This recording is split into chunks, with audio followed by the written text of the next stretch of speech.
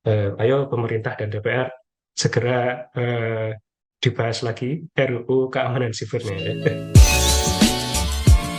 Hai sahabat TCID, kalian sedang mendengarkan podcast Suara Akademia. Ngobrol seru isu terkini bareng akademisi. Adalah salah satu nama yang lagi dicari banget sama netizen Indonesia. Salah satu akun yang mengaku hacker, memang hacker sih kayaknya ya, membuka data pribadi beberapa pejabat publik di Indonesia. Dan ini tuh menjadi hal yang bisa dibilang sih jadi topik hangat sampai dengan hari ini gitu. Ada pihak yang menganggap Bjorka ini adalah seorang pahlawan karena bentuk protes, tapi ada yang bilang juga justru aksi Bjorka ini menunjukkan bahwa perlindungan data pribadi di Indonesia itu masih perlu ada perbaikan, ya. DPR sempat membuat statement bahwa RUU perlindungan data pribadi akan segera disahkan melihat kasus ini. Dan apakah ini sebuah panic move atau justru memang urgensi yang seharusnya udah dari dulu-dulu diambil sama pemerintah dan segera langsung dieksekusi dan dimatangkan gitu. Selamat datang di Suara Akademia, saya Muhammad Syarif, podcast produser dari The Conversation Indonesia. Dan untuk episode kali ini kita bakal coba ngulik soal RUU PDP yang sepertinya lagi digenjot buat segera disahkan bareng sama Mas Faiz Rahman. Ini adalah dosen dan juga peneliti dari Fakultas Hukum Universitas Gadjah Mada Yogyakarta. Halo Mas Faiz, apa kabar? Selamat pagi, Mas Muhammad. Selamat pagi semua pendengar. Sehat ya Mas ya? Alhamdulillah sehat, Mas. Nah, Gak sedikit pilek sih itu. oke. Kayaknya efek pancaroba gitu. Mas Faiz, Iya, ini sepertinya ini, Mas ya. uh, uh, kita ngobrol dulu nih, kayaknya flashback sedikit ke beberapa waktu ke belakang gitu ya. Kebocoran data mulai terdengar lagi isunya semenjak Bjorka mengklaim gitu. Dia punya data 1,3 miliar kalau nggak salah waktu itu statementnya. Data ponsel yang didaftarkan menggunakan NIK begitu. Pak Joni G. Plate selaku Menkominfo bilang rakyat harus menjaga OTP, terus tiba-tiba banyak berita dan akhirnya ada saling lempar-lemparan dari Kemenkominfo sama BSSN. Kemenkominfo bilang ini bukan tanggung jawab mereka, terus BSSN bikin statement ini seharusnya jadi tanggung jawab bersama. Nggak cuma BSSN aja, Kemenkominfo ikut, masyarakat ikut. Nah, kalau ngelihat dari eh, fungsinya sebenarnya gitu ya Mas, yang idealnya yang punya tanggung jawab buat ngejaga ini tuh siapa sih?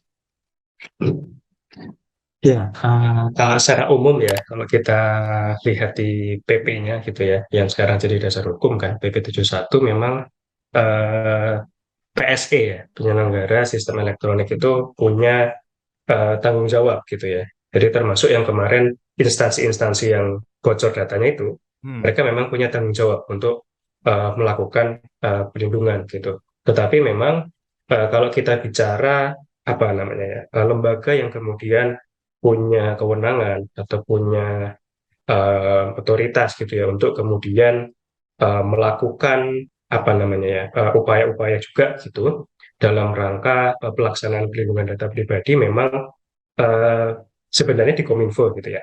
Hmm. Karena untuk data pribadi ya kita bisa data pribadi dulu karena memang dari PP yang lama pun 82 2012 yang kemudian ada Permen Kominfo tentang perlindungan data pribadi dalam sistem elektronik itu memang ketika terjadi adanya apa namanya pengaduan gitu ya atas pelanggaran data pribadi itu termasuk kebocoran itu pengaduannya kepada menteri di Permen Kominfo itu ya 20 2016 yang sekarang pun masih berlaku gitu itu kepada menteri Kominfo yang dimaksud.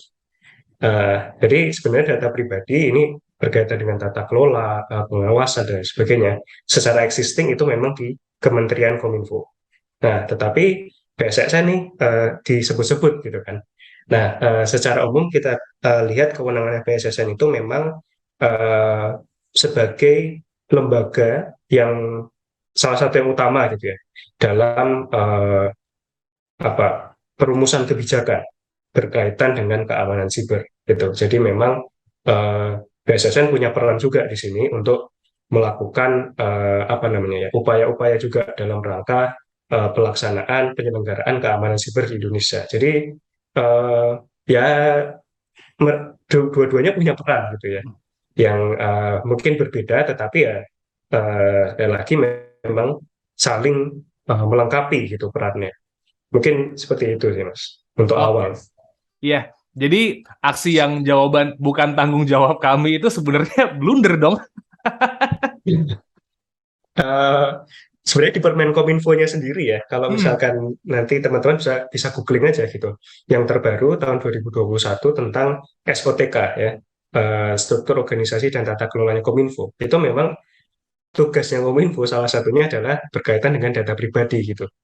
Itu ada beberapa direktorat yang memang punya kewenangan berkaitan dengan data pribadi gitu. Jadi ya kalau dibilang eh, bukan tanggung jawabnya Kominfo, ya tidak 100% ya, ya salah juga sih sebenarnya ya. Hmm. Karena itu ada perannya. Meskipun kalau bicara tadi serangan sibernya itu mungkin memang itu domainnya BSSN juga gitu. Jadi ya ya ada salahnya juga gitu. Hmm. Mungkin salah ngomong aja gitu ya.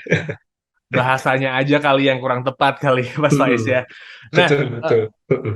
ini jadi lebih panas lagi ketika di Twitter bahkan ada grup Telegramnya Bjorka itu tuh ngebocorin banyak sekali data sampai DPR tuh dalam waktu dekat bakal ngesain RUU perlindungan data nih katanya. Minggu lalu DPR bilang pekan depan akan segera mengesahkan RUU perlindungan data gitu kan, data pribadi sorry. Mulai dari datanya siapa ya? Ada eh, Pak Luhut Binsar Panjaitan dibocorkan, Pak Mahfud MD dibocorkan sama Bjorka, Anies Baswedan juga kena pembocoran data di situ. Tapi kalau kita berbicara soal RUU perlindungan data pribadi ini, kan udah diinisiasi dari tahun 2016 ya. 6 tahun nih, lama banget gitu. Apa sih yang bikin proses pembuatan undang-undang ini terkesan lama, Mas?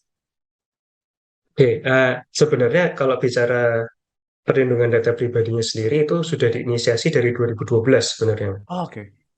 Dari 2012 apa namanya? Terus kemudian sempat hilang gitu ya. Terus 2016 itu baru muncul lagi ada RU-nya. Dulu sempat muncul gitu ya naskah akademiknya, masih ada juga sih sebenarnya masih bisa dibaca. Terus hilang lagi 2019 akhir baru muncul lagi. Kalau ditanya apa yang lama, kalau menurut saya sih lebih ke prioritas ya. Jadi mungkin dari 2012 sampai kemudian 2016, 2019 pembentuk undang-undang dalam hal ini pemerintah dan DPR mungkin ya belum melihat bahwa uh, undang-undang pelindungan data pribadi ini sebagai sesuatu yang urgent gitu. Karena kan masih ya mungkin berkaitan dengan apa ya ya konstelasi politik yang terjadi gitu ya di apa pemerintahan di DPR gitu kan yang mungkin ada prioritas-prioritas lain gitu ya, yang kemudian dalam tanda kutip lebih diutamakan daripada kemudian perlindungan data pribadi. Kalau uh, apa namanya berkaitan dengan ya kenapa lama ya, pertama itu ya jadi mungkin bukan prioritas. Yang kedua saya melihat mungkin karena eh, dari pembentuk undang-undang sendiri itu belum dalam tanda kutip ya mereka belum merasakan dampaknya secara langsung ya bisa jadi ya, jadi kayak ini belum urgent nih, eh, kebocoran data itu biasa gitu misalkan kayak apa ya mungkin teman-teman pendengar sini juga pernah gitu ya melihat apa kayak bungkus makanan gitu ada KTP kayak gitu-gitu kan, fotokopian nah itu kan mungkin ya kemudian dengan melihat fenomena yang terjadi kayak ini belum terlalu urgent ya kita yang lain aja lah apa undang-undang pemilu gitu misalkan yang lebih urgent ya ya mungkin ya seperti itu sih. Nah, ini kan minggu minggu kemarin DPR bilang bahwa kita akan segera mengesahkan rancangan undang-undang perlindungan data pribadi dan segera menjadi undang-undang gitu. Is it a panic move? Karena gara-gara Bjorka nih akhirnya ini baru disahkan. Dulu-dulu kayaknya kartu keluarga jadi bungkus gorengan aman. Kalau di Jogja soal ujian nasional jadi bungkus nasi kucing ya udahlah. Tapi ketika Bjorka nih ngebocorin data pejabat baru, ini harus segera kita sahkan nih Mas. Panic move or not? Kalau saya sih melihat bisa jadi ya salah satunya itu. Satu bisa jadi panic move tadi. Kedua memang saya melihat ada memang sudah ada dalam tanda kutip di sini tekanan gitu ya dalam dalam arti masyarakat gitu dengan teman-teman LSM, NGO gitu kan sudah ada tekanan juga gitu untuk segera mengesahkan karena ya kebocoran data ini bukan hal yang baru gitu ya. Maksudnya eh, saya melihat terutama institusi pemerintahan gitu ya. Karena dari tahun 2000 yang sempat ramai itu 2018 dulu itu ya, ketika registrasi kartu SIM itu kan sempat ramai sekali itu. 2019 ada juga, 2020 pas COVID apalagi, 2021 kemarin juga ada data BPJS dan lain sebagainya. Jadi eh, insiden-insiden itu kebocoran-kebocoran data pribadi yang kemudian terjadi secara beruntun gitu ya. Tiap tahun aja itu ada gitu. Dan itu datanya yang dipegang oleh instansi pemerintah ya. Yang dipegang privat pun juga ada gitu ya. Beberapa e-commerce tahun lalu juga sempat kebocoran data dan itu juga jadi perhatian gitu. Jadi saya juga melihat adanya tekanan yang terus-terusan dilakukan gitu oleh teman-teman dari LSM, dari NGO, dari akademisi pun juga melakukan menyuarakan hal tersebut gitu. Jadi dan gongnya mungkin ini gitu ya, Bjorka ini yang kemudian semakin apa ya dalam tanda kutip menyerang gitu ya untuk ya udahlah kita buka aja di data pejabat-pejabat nih biar mereka mungkin ya, seperti itu sih. Jadi satu tadi memang bisa jadi ini panic move ya. Tapi penyusunannya sendiri kalau saya ikuti memang sudah cukup lama ya dari 2019 itu masih terus berlanjut meskipun eh, apa ya sempat deadlock beberapa kali gitu ya.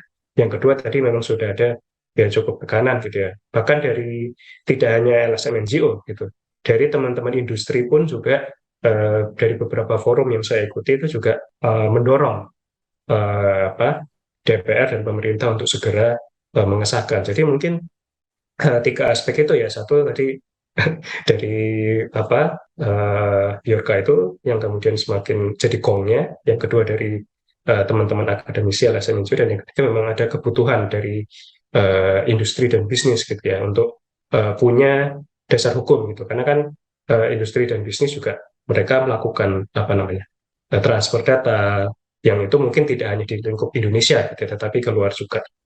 Mungkin itu sih. Oke, jadi memang akhirnya urgensinya jadi semakin kelihatan ketika everything goes online, tapi ternyata masih banyak yang bocor.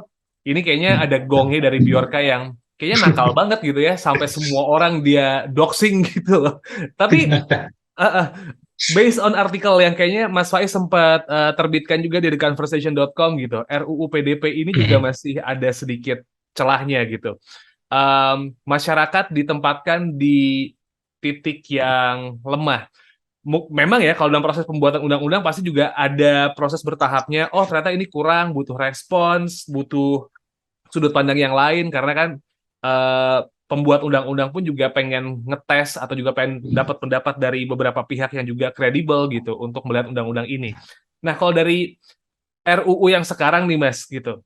Apakah memang harus ada yang diperbaiki lagi? Adakah yang memang kayaknya ini masyarakat bakal jadi dipersulit atau gimana Mas? Atau gimana nih kalau dari naskah yang sekarang? Oke, kalau dari yang sekarang, saya juga baru dapat apa RUU-nya yang terbaru itu juga baru beberapa hari yang lalu. Memang belum sempat saya baca detail ya. Tapi ada salah satu hal yang kemudian eh, saya cermati, kebetulan pas saya baca itu, saya bandingkan dengan yang rumusan lama kok beda gitu. Yaitu kaitan dengan prinsip perlindungan data pribadi ya. Eh, ada unsur, jadi salah satu prinsip perlindungan data pribadi itu ada yang namanya lawfulness, fairness, dan transparansi gitu ya. Eh, nah, fairness-nya ini hilang gitu. Oke. Di, salah satu, jadi kalau nggak salah huruf K ya, itu nanti bisa dibandingkan dengan yang versi tahun 2019, yang mungkin juga udah berubah ya, karena kan yang bisa kita akses publik itu kan ya dua itu. Gitu. Itu unsur fairness-nya hilang, jadi kepatutannya atau apa bahasanya saya lupa bahasa Indonesia itu kata itu hilang gitu. Nah saya nggak tahu ini apakah memang sebelumnya sudah memang hilang gitu dari diskusi itu sebelumnya atau memang baru yang ini gitu hilang. Nah itu saya nggak tahu apakah ada intensi tersendiri atau mungkin memang menggunakan bahasa yang lain atau ditempatkan di tempat yang lain. Itu saya belum terlalu detail membacanya. Yang kedua eh, berkaitan dengan apa? Kalau saya bilang itu lebih ke pengecualian-pengecualian ya, yang kemudian sebenarnya kalau kita perhatikan pengecualian dalam RUU PDP ini eh, lebih banyak kemudian dalam tanda kutip di sini ya, lebih banyak dapat diterapkan oleh lembaga publik gitu. Jadi kalau nanti coba teman-teman bisa baca gitu ya di RUU PDP-nya ada pengecualian dalam perlindungan data pribadi. Jadi eh, ketika memproses data itu bisa dibypass nih, hak-haknya subjek data itu bisa dibypass dengan catatan gitu ya. Jadi pengecualiannya misalkan untuk kepentingan penyelenggaraan pelayanan publik misalkan, atau untuk kebutuhan penegakan hukum kalau nggak salah gitu ya. Jadi yang seperti seperti itu bisa dibypass nih hak-haknya subjek data. Tapi kemudian eh, kalau kita bandingkan dengan yang pasal-pasal yang lain gitu ya, itu ya tadi cenderung apa ya, privat itu mungkin tidak bisa mengakses pengecualian itu ya, karena kan ya penyelenggara pelayanan publik ya pasti pemerintah atau lembaga pemerintah yang melakukan gitu kan. Privat ya mungkin ada publiknya gitu ya aspeknya, tapi kan susah gitu. Penegakan hukum apalagi. Jadi memang apa ya, pengecualian-pengecualian itu yang kemudian dalam tanda kutip di sini bisa juga memposisikan masyarakat di posisi yang rentan gitu ya. Rentannya bukan rentan apa namanya, oleh serangan siber, tapi oleh penyalahgunaan gitu kan. Oleh penyalahgunaan oleh lembaga-lembaga yang kemudian bisa mengakses pengecualian-pengecualian itu gitu. Nah itu yang kemudian beberapa catatan juga dari em, apa teman-teman LSM juga gitu ya, beberapa saya diskusi juga melihat bahwa ya ini menempatkan eh, subjek data atau ya orang yang kemudian bisa teridentifikasi dari data tersebut di posisi yang lemah gitu. Jadi itu yang kedua gitu ya. Yang ketiga mungkin sebenarnya gini, kalau kita bicara perlindungan data pribadi itu eh, prinsipnya gitu ya. Kalau kita bicara dari sisi konsepnya itu kan sebenarnya bagaimana kemudian bisa memastikan bahwa data yang kemudian diproses itu tidak kemudian melanggar hak-hak dari subjek data. Yang sebenarnya intinya di situ gitu. Jadi ada beberapa prinsip-prinsip gitu ya yang berkaitan dengan perlindungan data pribadi, kaitan dengan privasi juga gitu ya. Jadi apa titik tekannya sebenarnya kalau kita bicara perlindungan data pribadi itu bagaimana kemudian eh, apa proses dan pengendali data itu dalam memproses ya bisa benar-benar melindungi gitu. Menjaga bahwa tidak terjadi pelanggaran terhadap hak-hak dari subjek data gitu. Jadi memang dari awal apa konsepsi ini pun sebenarnya kita masyarakat ini memang ditempatkan posisinya memang sudah lemah gitu. Jadi kita eh, bagaimana kita dapat dilindungi itu akan sangat bergantung pada eh, apa yang megang data kita gitu. Jadi memang secara konseptual pun gitu ya memang ini ada beberapa perdebatan ya. Ada yang memang melihat bahwa ya privasi kita akan lihat dari konteks hak privasinya masyarakat, tapi ada juga yang melihat bahwa ya perlindungan data pribadi ini lebih lebih banyak sebenarnya perannya eh, yang pengendali atau pemroses datanya gitu. Jadi em, ya memang dari awal posisi kita sudah tidak tinggi gitu. Tapi kembali lagi gitu ya, memang undang-undang data pribadi ini penting juga karena itu memberikan apa ya, memaparkan gitu ya hak-hak apa yang bisa kita apa yang kita punyai gitu. Jadi ketika ada terjadi tadi pelanggaran, ya kita bisa mengakses hak tersebut gitu. Kita bisa mengakses hak-hak yang memang tertulis dalam undang-undang gitu. Nah, kalau kita bicara dalam konsep pembatasan hak pun juga dalam konstitusi eh, pasal 28C misalkan bisa dilihat nanti teman-teman 28C Undang-Undang Dasar gitu ya. Itu menunjukkan bahwa pembatasan itu bisa dilakukan salah satunya apa pembatasan hak asasi gitu ya.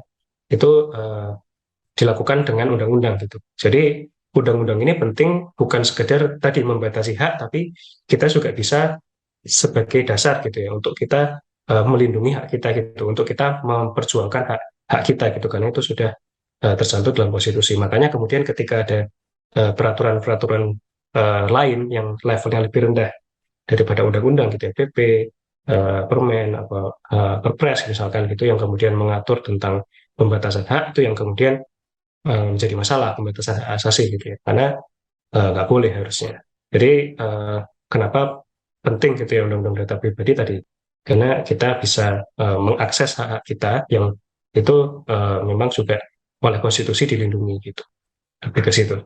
Oke, jadi intinya memang masih ada perdebatan juga ya mengenai posisi masyarakat sekarang gitu. Ada yang bilang bahwa memang iya karena memang masyarakat yang harus dilindungi, akhirnya titiknya lemah. Tapi ada yang bilang juga untuk mengakses hak itu juga harus menjadi bahan pertimbangan, kurang lebih gitu Mas Faiz ya. Iya, Oke, nah ini kan masih masih apa ya, masih dalam tahap penggodokan nih. Meskipun juga sepertinya tanda-tanda dari DPR ini akan segera disahkan gitu, Mas. Pun kalau misalnya ini disahkan dalam waktu dekat, dari kita rekaman ini belum ada update, belum ada update bahwa oke udah ketok palu bahwa undang-undang perlindungan data pribadi sah ya. Em, ini apakah bakal menjadi sign yang bagus untuk perlindungan siber di Indonesia kah, Mas? Dengan naskah yang ada sekarang gitu, dengan catatan yang ada, atau gimana nih? oke. Pertama kalau kita bicara sebenarnya dari posisi undang-undang sendiri itu ya bisa dibilang salah satu langkah yang baik gitu ya. Karena akhirnya kita punya uh, undang-undang yang spesifik, komprehensif gitu, mengatur tentang perlindungan data gitu ya. Meskipun ya ada catatan-catatan tadi gitu ya yang uh, juga menunjukkan ada potensi-potensi bahwa itu bisa disalahgunakan dan lain sebagainya gitu oleh pihak-pihak tertentu gitu. Kalau untuk awal saya kira itu jadi satu langkah yang baik ya, tetapi memang ke depan tetap apa namanya ya perlu dilakukan evaluasi gitu ya terhadap pelaksanaannya, apakah kemudian eh, apa undang-undang data pribadi ini memang sudah bisa memenuhi kebutuhan masyarakat atau ternyata belum gitu. Jadi tetap harus dikawal juga sebenarnya ya. Eh, apa karena tadi mengingat memang ada potensi-potensi tetapi sebagai langkah awal ini adalah sesuatu yang memang ditunggu-tunggu juga gitu ya oleh teman-teman tidak hanya dari kalangan LSM NGO tetapi juga dari industri dan lain sebagainya bisnis gitu mereka juga menanti-nanti Indonesia punya ini tapi kembali lagi bahwa ya catatan tadi itu memang perlu kita kawal gitu bagaimana kemudian pelaksanaannya apakah kemudian em, pemangku-pemangku kepentingan baik di publik maupun privat benar-benar bisa melaksanakannya. Apakah kemudian nanti ketika terjadi pelanggaran data, kebocoran data dan lain sebagainya itu bisa ditindak dengan lebih baik atau ternyata sama aja. Nah, itu juga bisa menjadi hal-hal yang memang harus uh, kita kawal bersama gitu. Dan satu lagi sebenarnya yang tadi sempat kelewat ketika kita bicara catatan tentang RUU perlindungan data pribadi ini berkaitan dengan lembaganya gitu ya. Itu kan yang lembaga pengawas nih ya. Itu kan yang bikin deadlock kemarin. Apakah independen, apakah kemudian di pemerintah gitu. Jadi dari rumusan pasalnya ini kelihatan modelnya apa ya, tetap di bawah apa namanya, tetap di bawah presiden gitu ya. Jadi kok kayak KPK kemarin gitu Ya. model-modelnya gitu ya. Nah ini dan memang itu tidak kalau tidak salah baca ya itu tidak ada kata-kata independen, tidak ada kata-kata mandiri gitu ya. Tapi mungkin saya bisa salah, saya agak lupa bacanya. Tapi itu sudah bisa jadi catatan tersendiri gitu ya. Karena kok bau-baunya ini mirip-mirip gitu ya dengan eh, pembentukan lembaga-lembaga yang sebelumnya. Jadi padahal sebenarnya independensi itu penting gitu ya.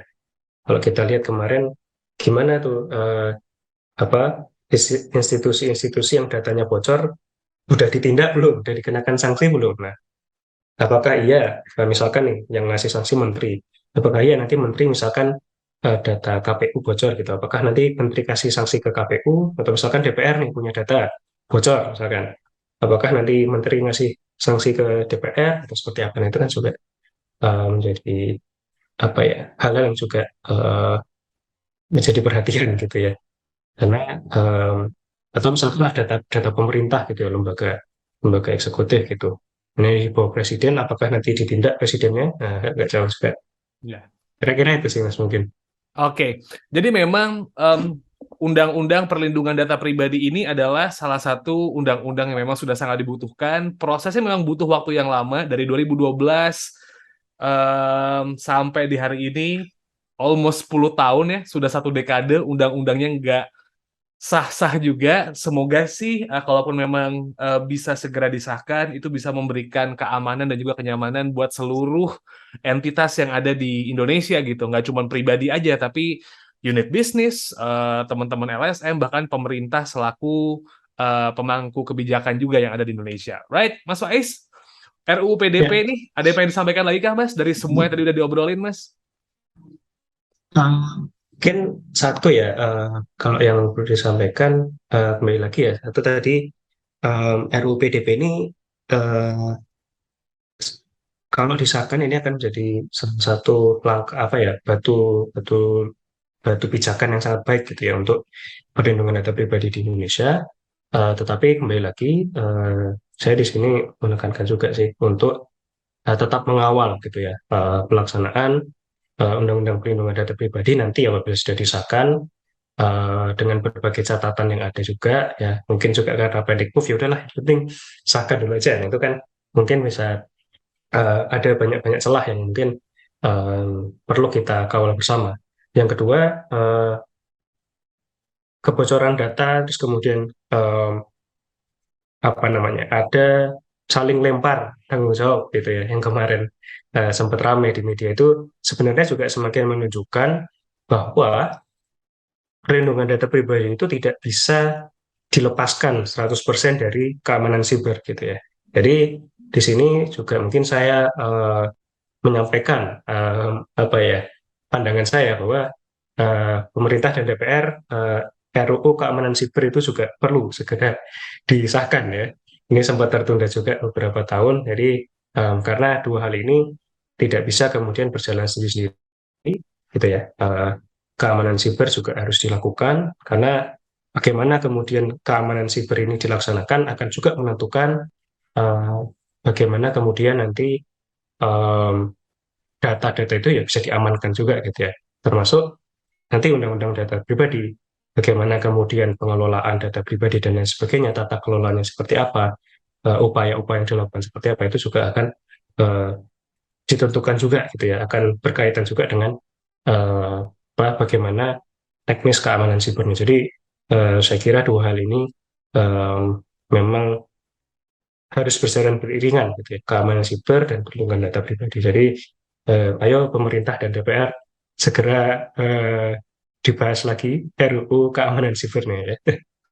Mungkin itu Mas. Jadi holistik ya, nggak cuman PDP, tapi juga keamanan siber juga menjadi urgensi. Kayak, ini kalau PDP udah, keamanan siber juga buruan nih disahin biar makin Betul. aman gitu ya. Betul sekali. Oke, kalau gitu thank you Mas Faiz Rahman. Selamat melanjutkan aktivitas lagi Mas ya. Semoga lancar-lancar dan sehat-sehat juga. Dan juga Sobat TCID, kalaupun memang kamu pengen tahu banyak banget berita dan juga penelitian-penelitian yang di-share sama akademisi mengenai isu-isu yang lagi anget, kamu bisa cek di website kami theconversation.com/id, and don't forget to follow our social media di @conversationidn. Itu ada di Facebook, ada di Twitter, ada di Instagram, ada di TikTok. Semuanya bisa kamu cek buat tahu update berita dari The Conversation Indonesia. Kalau begitu, saya Muhammad Syarif, as podcast producer dari TCID, and I'll see you on the next episode. Hai sahabat TCID, kalian sedang mendengarkan podcast Suara Akademia. Ngobrol seru isu terkini bareng akademisi.